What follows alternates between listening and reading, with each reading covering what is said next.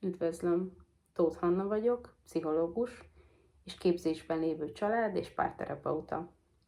Amikor nem itt, az online térben foglalkozom a klienseimmel, akkor tréneri feladatokat látok el, pszichológiai alkalmassági vizsgálatokat végzek, illetve személyesen egyéni, pár, illetve családkonzultációkat végzek.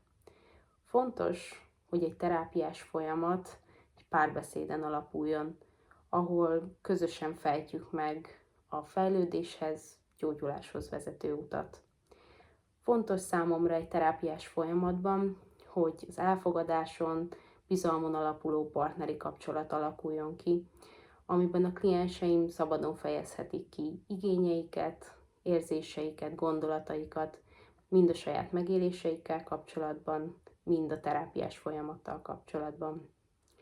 Módszereimet tekintve igyekszem minél több eszközre, illetve megközelítésre támaszkodni, hogy leginkább a klienseim igényeihez tudjak igazodni. Köszönöm, hogy megnézte ezt a videót, amennyiben szimpatikus voltam, akkor foglaljon hozzám időpontot. Várom a jelentkezését.